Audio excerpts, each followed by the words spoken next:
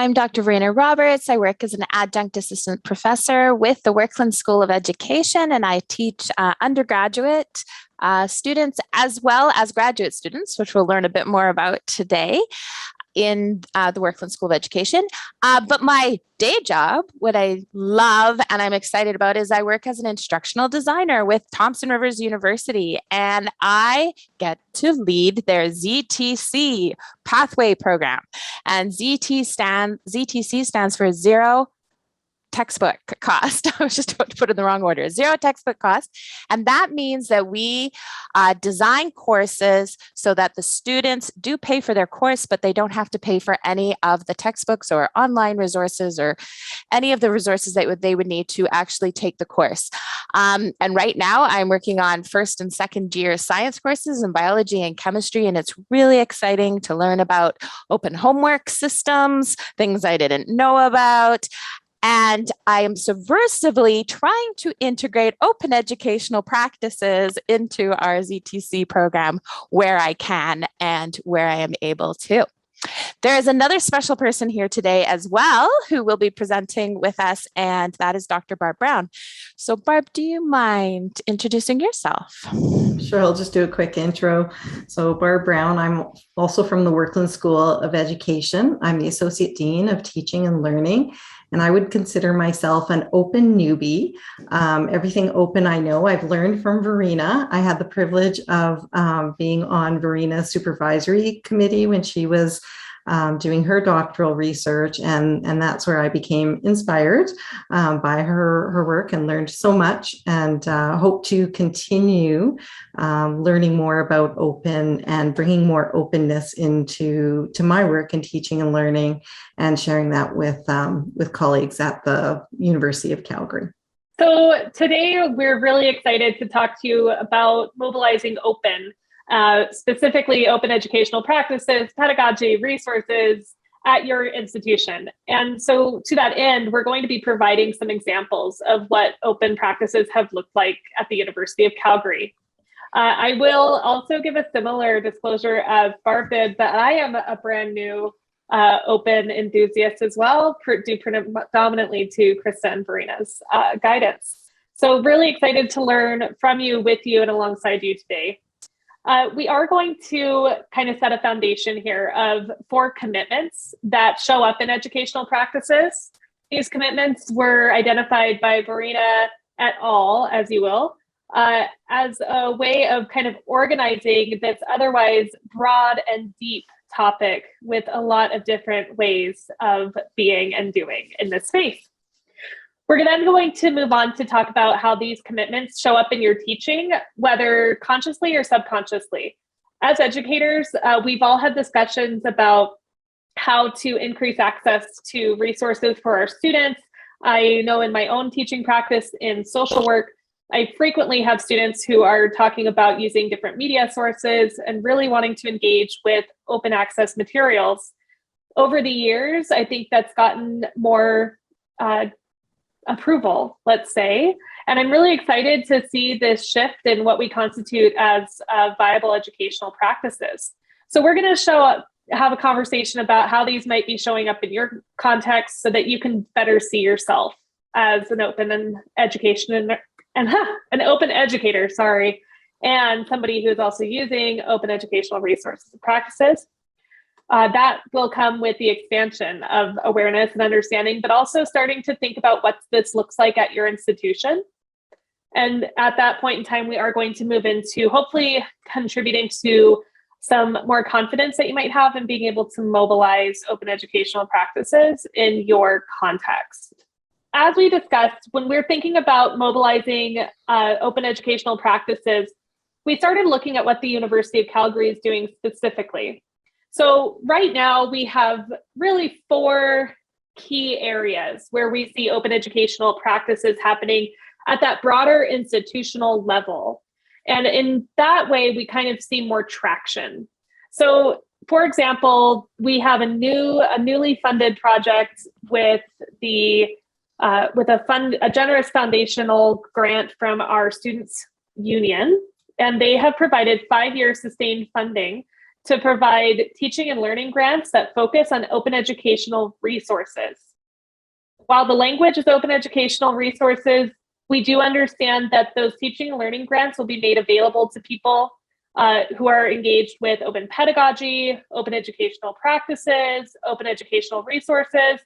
If you're doing open, you qualify for this grant. And this is really exciting because there's a significant amount of money available in this grant stream. And it's really going to allow instructors and educators from across campus to start engaging in this work meaningfully. What we're really excited about with this is the potential to engage students as partners in these types of projects. We do believe that students are integral, as we've already talked about, to open educational practices. So in these grants, we do have space here to see some really meaningful and innovative students as partners projects to get open educational resources more mobilized. As we've already talked about a bit, we have the open pedagogy talks that are coming up. And we're very fortunate to have drawn inspiration from Workland, in this case, who had the Open Pedagogy series. This Open Pedagogy series has been really impactful because it's mobilized knowledge and awareness of scholars, researchers, educators, and students who are engaged in OEP. Verena and Barb have really led that project and program, and it has really inspired some other projects at the University of Calgary, which I'll talk about in just a moment. We also have the University of Calgary Library. So the Library Resources and Cultural Departments have developed a really amazing resource for open educational resources and practices. They have badge opportunities and skills development sessions, but they also have a website where you can go to find access to unique open educational resources. Because that's been a really influential aspect of blended and online and open educational practices for a long time. So our library really has been at the forefront of mobilizing that knowledge. And what I really appreciate about it being housed in the library is it has an aura of sustainability because it has really been an important factor for them. Finally, we have our Flanagan Foundation project, which is a 3-year funded project from a community funder here in Calgary. And while that project has been funded to catalyze blended and online learning, I am the lead for that project. It's really committed to creating accessible teaching and learning resources and skill development that folks can use across institutions. So while we have partnerships like the one here and with the Open Pedagogy Talks, we also have partnerships where we're talking with other universities about how they can do this work.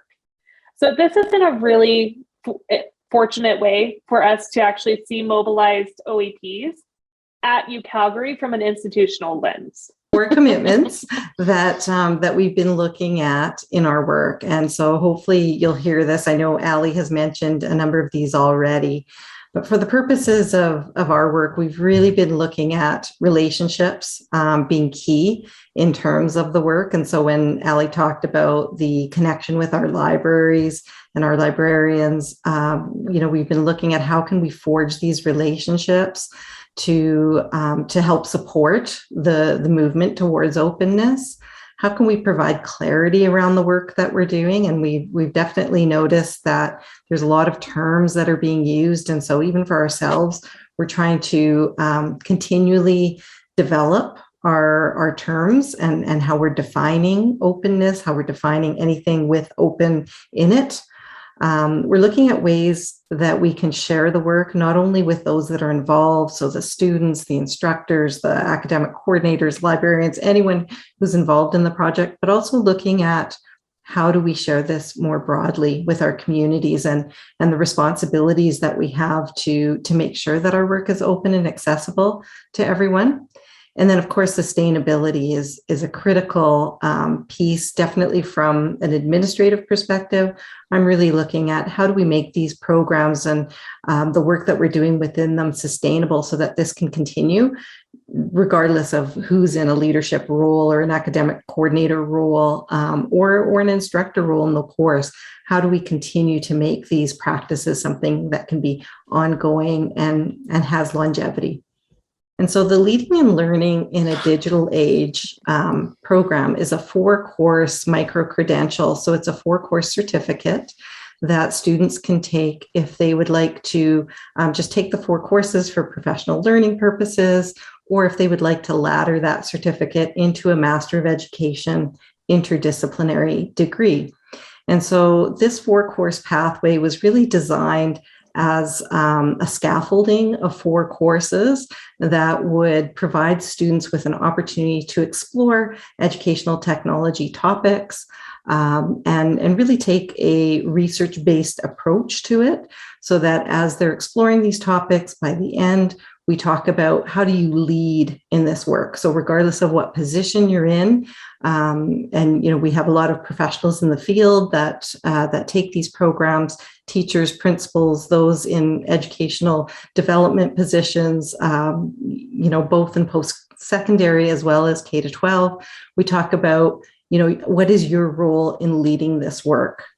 And so in these courses, Verena had the opportunity of helping design and has taught the 3rd course out of the 4 courses in the program. And that's where we really started to infuse open educational practices. So I'm just going to talk a bit about how the EdTech ethics course in particular displayed or exemplified the commitments of open educational practices. I do just want to give a shout out to Ali. I really appreciate the work of her description of commitments when we talk about open educational practices, because coming together with this little team and this little group, it was really difficult to phrase what we were trying to get at when even coming together to create this presentation. So when I thought it was really interesting that you started, Krista, with the idea of the pathways, because when you work together as a team and you have someone who speaks and breathes open, as I will admit to as an open advocate like me, with people who are exploring and new to the concept, the word usage and how we explain what we're trying to get at pedagogically is really important. So commitments is a great way of explaining what we're trying to get at when we're talking about open pedagogy, because they're goals or ideas that we're aiming for. It does not necessarily mean that we achieve all of them, but they give us some direction and truth in terms of our values and our underlying mindset. So when we think about the EdTech ethics course, in the EdTech ethics course, we were looking at ethics and educational technology. As graduate students, we came together, and the goal was to ask each student to write their own individual chapter that was going to contribute to a press book in the end. What we're going to talk about today is the fact that although a press book was the final product, I decided to integrate open educational practices from the beginning to kind of balance the idea of the process of open education as well as the product. So specifically, what we did when we think about the commitments is in terms of relationships from the beginning, we had social pods where the students chose their own groups to come together. They had no particular group assignment that they had to complete, but they used the social pods to learn how to develop that online sense of community that we talk about in many different contexts. But they were also able to build those relationships, to build the confidence to figure out how to connect outside of our specific course with experts outside of the course. We also had one-on-one meetings. We had a blog that the students would write as a source of reflection about their learning, and we integrated Twitter. In terms of clarity, we used multiple feedback loops that were not just between the instructor and the student, but between the students themselves, between the students and experts outside of the course. So we modeled how to do that throughout the course. I want you to think about, as you think about this course, it was a way of going from formal learning to informal learning and back. So a kind of a continuum going in and out and in and out. And that was dependent upon the student themselves and what we call the open readiness readiness, but it was also dependent upon privacy factors, safety factors, and multiple other factors. So in the Clarity, they also were able to, they had multiple activities, and so they were able to share their research ideas with the class. They did this through blogging, and again, they used those social pods over and over again. The sustainability piece is the reason we integrated, or I integrated Twitter, was actually it was because Dr. Brown had asked me from the beginning, can we do a course which actually integrates Twitter? And we'll get into that a little bit more afterwards.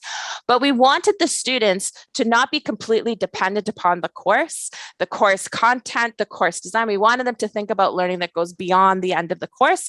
So while the Pressbook ended up doing that, as we learned as a result of the publication process, Twitter also gave them that outside network to connect with others and learn that learning doesn't just happen within a course amongst the instructor and the students, but it happens in the big wide world and on the internet.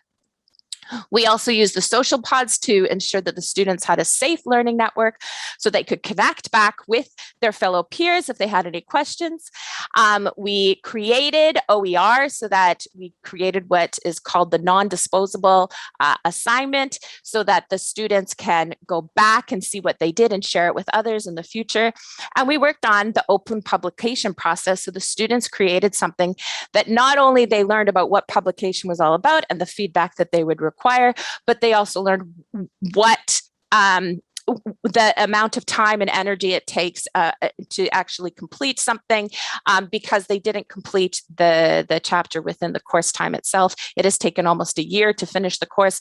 So they saw all the different stages in an actual publication process. And finally, what does sharing really mean from multiple perspectives? So talking, editing, sharing with networks, multiple participatory activities, and finally, again, those feedback loops and which feedback loops are comfortable for each of the students. Now, how we did this, we're going to go in a little more detail about the feedback loops themselves, because the internal and external feedback loops and the reflection was really the primary and most important context when we're talking about how do we build those relationships and how do we build that confidence to even consider and explore open educational practices. So the students were provided with the choice in their tools and approaches throughout the whole course, but they started with there was a set template or set design that they would go through. So they started with an outline, then they did a 1-minute pitch, then they drafted their chapter, then they received feedback, then they presented their draft, and then they had the choice to include the work in a Pressbook. As they did this, we want to say that there were other activities going on, and that was that learning, that online and open learning process and the feedback loops that continuously gave them the confidence to think about the strengths within their writing, to have the confidence to handle feedback from others and give and receive feedback from others, to consider different perspectives. So they didn't just consider the perspectives, their own perspective. They checked in with those of their colleagues, but they were also willing to check in with experts outside of the course through Twitter and my professional learning network. And finally, the important thing is that my job as the instructor was, by creating this design, this basic design for them to go through, I provided the support and frameworks across all the tools, but the constant feedback gave them the confidence to continue and keep going and ultimately make that choice at the end if they wanted to share their chapter in the Pressbook or if they didn't want to share their chapter in the Pressbook. However, I wouldn't say that the Pressbook was the be-all and end-all of this entire course. I would hope that the experience and what we've seen in the research is that the important thing of participating in this course was the relationships that they've built and the fact that they've learned how to learn and be those self-directed learners and critical thinkers and know where to find learning when we talk about connectivism and those nodes of learning outside of a formal learning environment. This is the actual Pressbook, the version 1 that we created last year. Version 2 is hot in the press. And you'll see that we wrote an introduction, but the bulk of the content is from the students. The chapters were written by the students, and they have used those chapters in their own life, in their as applications to get into further research, fellowships, as well as just sharing that knowledge with their work and their environments in their professional capacity. Verena, I just wanted to add how impressed I was by the students and how they continue to sustain engagement in this project well beyond the 4 courses. So I had the privilege of teaching the 4th course after Verena's course, and we continue to refine these chapters. But the students also continue to engage in feedback loops even after the program was finished. So they were finished their program, and they were coming back to continue to edit and look at what the copy editor provided in terms of feedback. And many of the students returned the following year to help coach the students in the next group. They were meeting with the students in terms of providing responses in Twitter, because they had started to build this community in online as well. So I have never, in my experiences teaching in K-12 and at the university level, seen that lasting engagement in work. And so that's the part that really struck me. And I think I can give a shout out to the whole EdTech ethics group, and they really have formed their own little community. They continue to connect, as you say, Barb, and they continue to connect in a way that reciprocates or gives back, which is really interesting, because at the beginning, as the instructor, it felt like a lot of giving, a lot of feedback. I had to ask Barb for some support in order to give the students the feedback that they needed. To be totally honest, I would say this is a very collaborative type of adventure and experience. But now we're at a point, again, going back, Krista, to the little flow chart that you showed us right at the beginning on the Jamboard. Now the students from one course are giving back to the students in the next year, which is a really exciting and interesting process. And as a result, from a research and writing point of view, the writing is becoming a lot stronger as authors from this year in particular, because they've had a lot more people give them feedback. And we're looking and investigating in our research, how did we build their confidence for them to feel like they want to share, they can share, and how can their ideas and chapters be shared across different institutions and in different areas. Okay. So on that note, I think we're going to start with our activity, unless there are any questions. We should probably check for questions first. Krista, is that? Is open readiness similar to a maturity model? And I've seen some open maturity models published, a variety. So I don't know if you have any thoughts on that when you talk about open readiness. The open readiness model, I would go back to say commitments or principles. It's not really a model. I should be really specific when I say that. When Cronin talked about it within her own research, she was talking about who does a learner see themselves as, so their own identity within the pedagogical space or experience that they're in. So I noticed this or applied it in my high school context when I started working with high schoolers and trying to get them to think about how they can share their work, how they can work with others in community. They were very anxious about being an individual. They wanted to be a group. So they wanted that anonymity to be part of a group, and then they would share, but they didn't want to share by themselves. And so as they progressed through the group work and ultimately developed that confidence, it made me start to think about my undergraduate students and students in higher education, and how it doesn't really matter what age you're at in terms of the maturity, which I think you're getting at a bit there, Alex. It's what kind of confidence do you have in sharing with others or as. And so I think it's just really important as an instructor when you're using open educational practices is that you cannot, like anything as an instructor, you cannot make any assumptions about your learners and what readiness level they're at or what stage they're at. And the confidence I remember talking to Dr. Brown about the confidence of the learners by the end of this course. They were ready to share anything with the world. They were really excited, some of them, and some of them were really excited that they shared their resource with their wife or their partner or their colleague. And so I was just excited that everyone was excited about sharing it with someone. And I think that's the important part. Another example was graduate students were excited about sharing it with people at work, so they could actually share what they were learning in their graduate studies with in their professional context, and that was really exciting. And the risk involved with sharing is what the open readiness it really considers as well.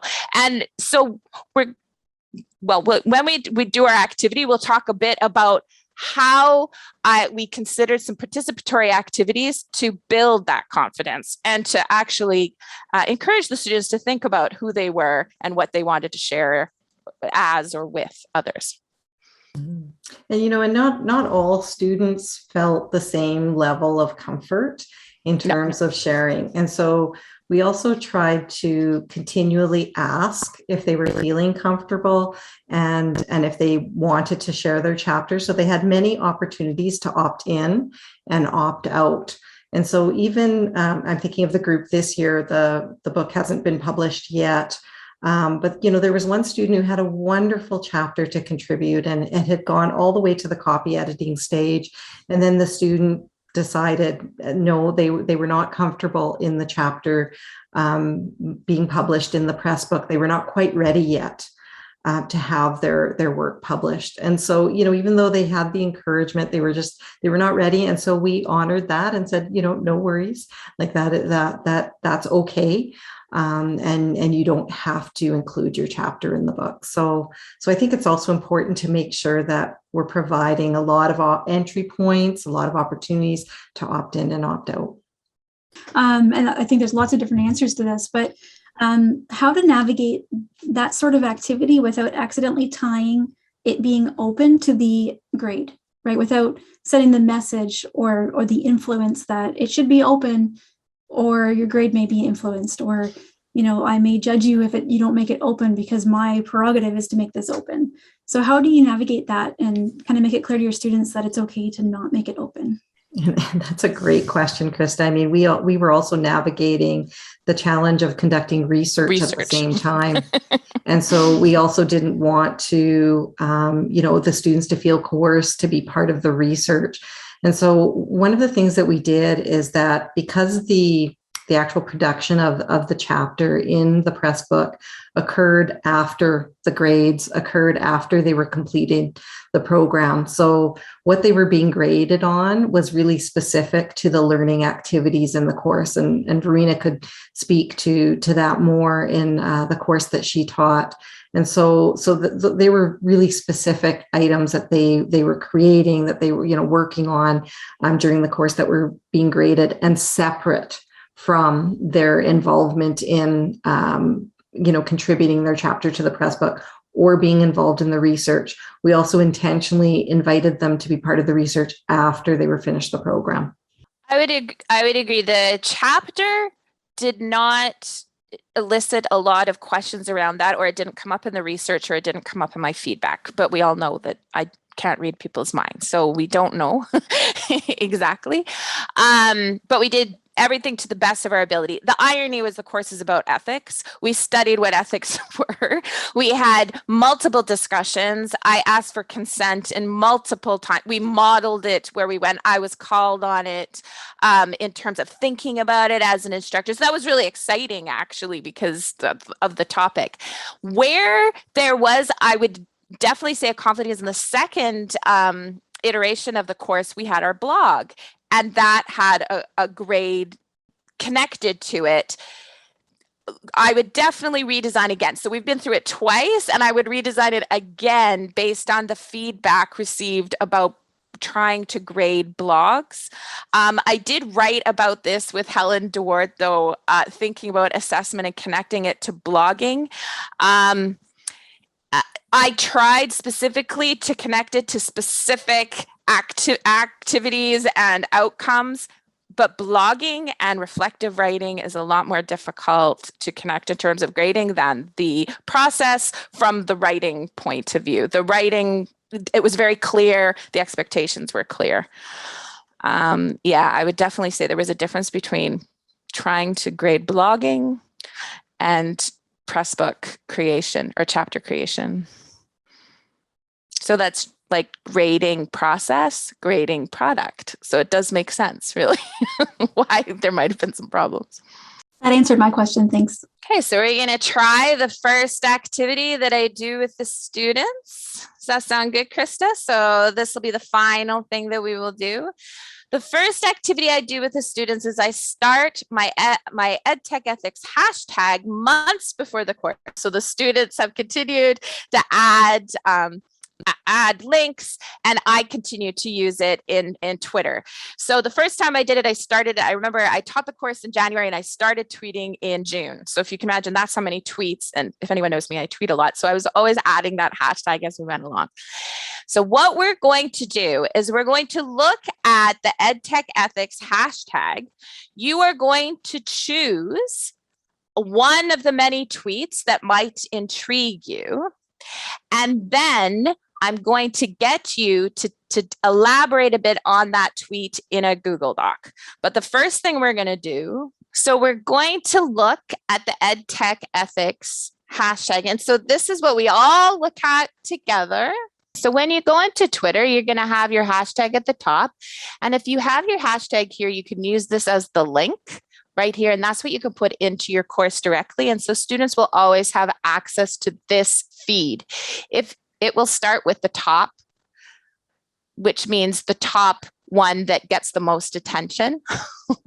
But you often want to go to latest. So that will start the latest tweet in particular. And you'll see I specifically tried to put in one today, but then we go back into October. This is one of the former students from the course, and other people can participate. The good thing about using Twitter is that you don't have to actually contribute. This is important for everyone to understand. Anyone can see this, except for some of my students in China, which they have to use a VPN. But otherwise, anyone can see the Twitter feed. So right now, if you want to take that link that I think that Alex and Ali put in the Twitter feed, and you're just going to go through and you're going to choose one of the topics that interests you.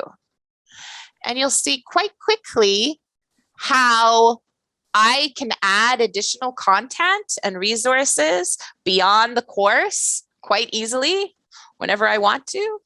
But also my students can add. So this is one of our students from the last time we took the course, and he added in, and then other people from around the world added in. So you can see right there. So just go into that link and find a tweet right now. So take the time to go in and choose one of these tweets. Now you can go back a long time because there are many, many tweets in this hashtag thread. So we'll just give you time to do that. Now, once you've found your tweet, you might have found it or you might not have, you're going to go to the Google Doc. You're going to put the link that you found by clicking on the tweet, then going up and grabbing it out of the header at the top. And then just write some notes about the tweet, like what draws you to this tweet. So you're going to take that tweet and you're going to put it in the Google Doc. Marina, I can see how this would be a good activity because I feel a lot of pressure to find the best tweet. I want to read through all of them and be like, oh, I wonder which one I should put in. And it takes it's getting me pretty engaged. So I can see how this would be a good activity. Well, I hope you notice that they're usually not all Verena tweets. So I tried to at least engage. So you can take the time to really develop the hashtag. With my undergrad students, for example, we haven't had a Twitter chat with our class, but we've just used it as an informal space to connect because the course is about issues in teaching and learning. And I wanted them to think about using Twitter as a way to find out what the issues of teaching and learning are all about in K-12 contexts. And I've learned that they like to talk to me in Twitter and just connect. And it's not necessarily this competitive, oh, I need to use this to learn. It was just to build relationships. in a timely way. They also will DM me. I never connect with my students who are under 18. That was a big question with my K-12s, but I will connect with students who are over 18.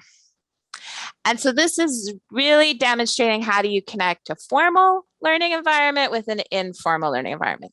So the students can all see the tweet, but there is no expectation at this point that they have to tweet themselves, if that makes sense. So they don't have to join Twitter and they don't have to add in that tweet. Although, you know, sometimes we do have Twitter chats in classes and other things. So the design and the intention behind this activity was, number one, to build confidence with sharing in open spaces, which I didn't quite understand when I first started, is essential. It doesn't matter if you're a beginner or an expert, you have to start just like you did, Krista, great example at the beginning. Take your little dot, move it.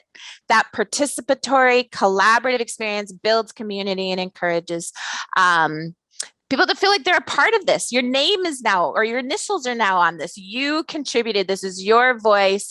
And it is very, very simple to go on to the next step, which in our case was then they would go through all the topics and eventually choose one of these topics in which to write. So they did it together. They built that knowledge together. Such a great conversation, because also, so one of the issues that I deal with in social work is that sometimes, even though they might have done an activity where they are nameless, they get the chance to engage collaboratively, it's very likely that in some courses you're teaching, students will never feel comfortable being named in a document, even with initials.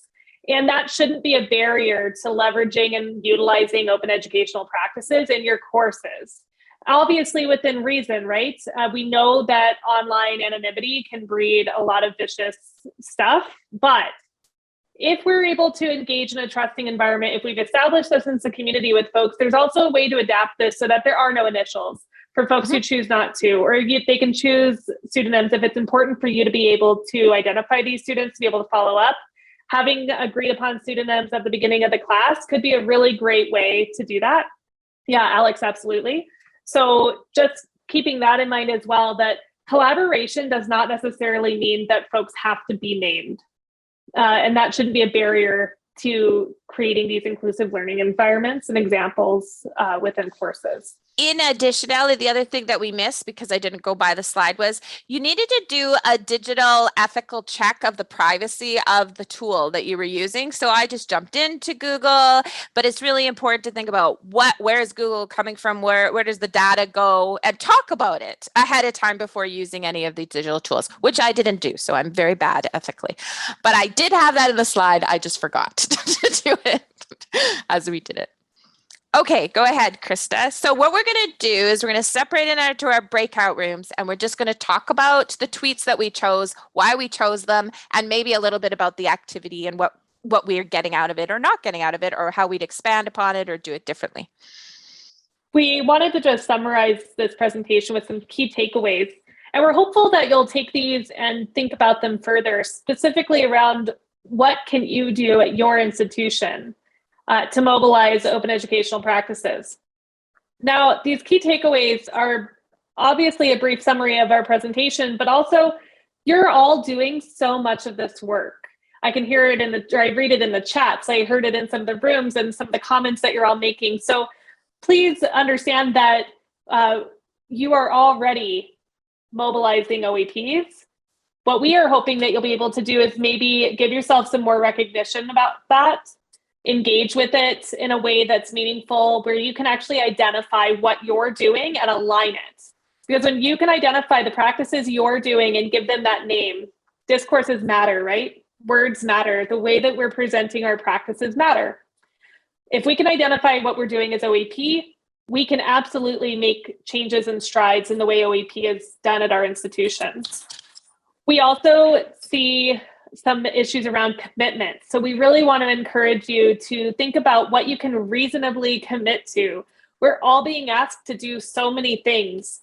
And when we're being asked to do all of the things, we can let balls drop. We can lack integrity for ourselves. We might feel pressure to take up identities and processes that we don't align with. So this is just a reminder to think about what you can commit to and what you want to commit to. We also want to encourage you to expand your practices. So similar to identifying, not only expanding what you're doing, but look for opportunities to engage and connect. And Alex, here, I'm seeing your comment in the chat. A given individual at one institution need not do everything which has to be done. Yes. And this is where we're hoping that mobilization comes in. Connect with one another, engage in these spaces like communities of practice. It is not all on you. You are able to control a sphere, but you are not responsible to do everything. So we're really hoping that in this session and after this session, you'll be able to take some of these key takeaways back and really think about what open looks like for you and what it's looking like at your institution.